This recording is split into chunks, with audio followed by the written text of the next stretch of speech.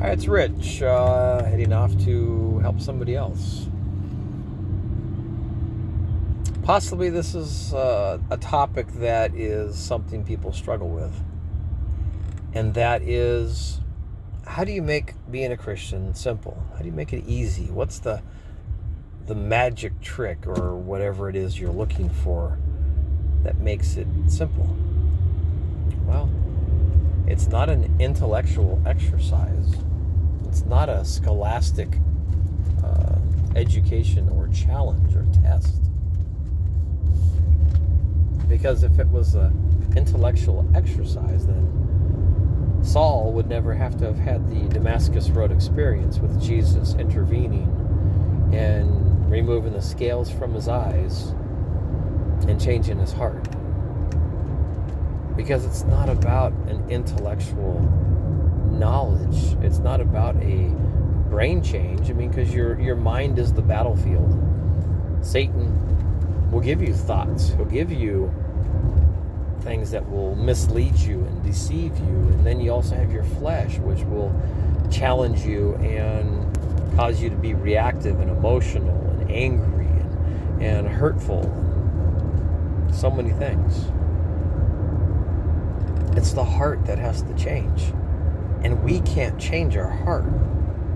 We have to exercise free will and ask God to come dwell inside our hearts again. First, we must believe in our hearts and our minds who Jesus is, what Jesus did,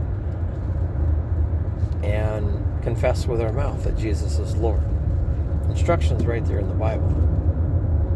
It's not a super complex, gotta clean myself up and make myself look good like we're going on a date, when we're in our teens and we gotta try to impress somebody. No. He takes you just as you are. You could be hanging on a cross next to him right before you die, and then you express with your mouth what's in your heart, and you say, Lord, I deserve to be here, but you don't. Jesus, I deserve to be here, but you don't. Lord, forgive me for my selfish, sinful lifestyle. Please be my Lord and Savior and come into my heart and change me from the inside out.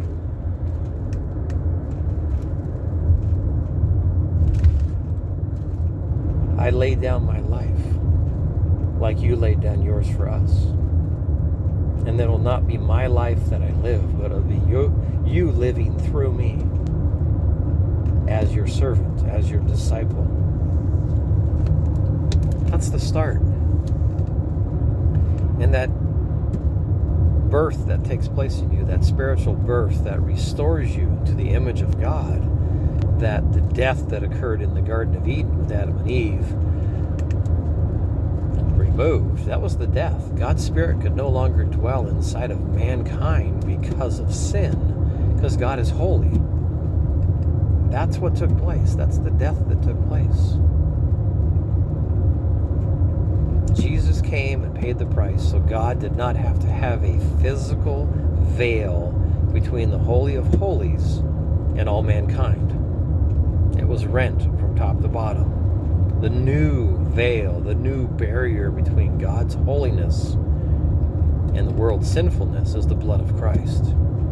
That is the filter through which all sin is removed. That keeps God holy and pure. Well, Jesus died for the sins of all mankind. Yours, mine, and everybody else's. Once and for all. On the cross, it is finished. All you have to do is to receive his gift of love, grace, mercy, forgiveness that he paid for with his very life.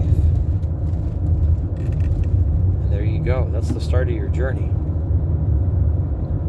But like Peter in the storms of life, he didn't trust his friends. He didn't trust the boat that man made to get across the lake or the sea. He said, Jesus, command me to come to you. I'd rather try walking on top of water to stay in this boat. I want to be close to you, Jesus, because I know with you I'm safe.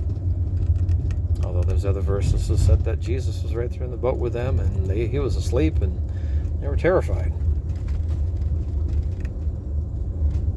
So it's not a physical closeness.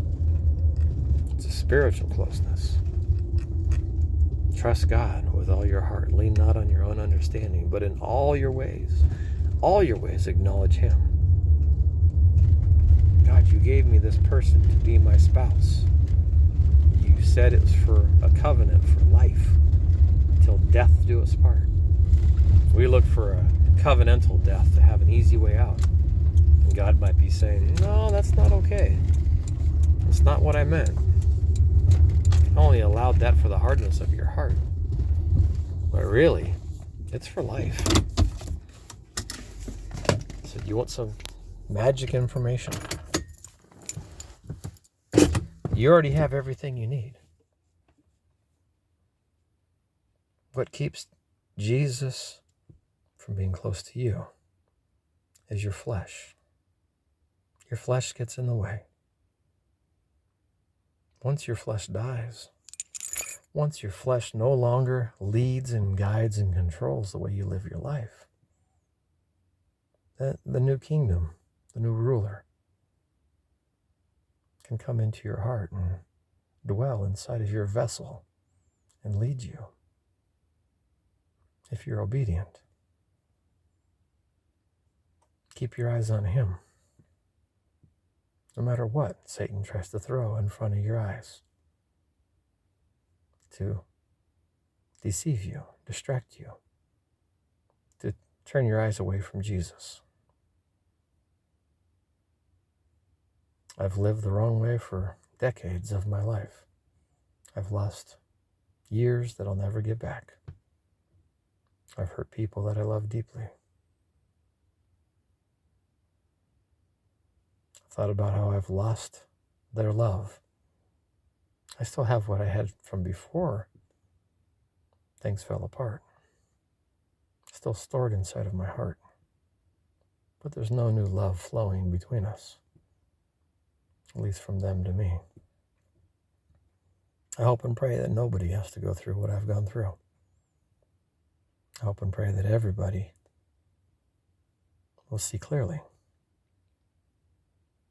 once they have Christ in their heart. Have a good day.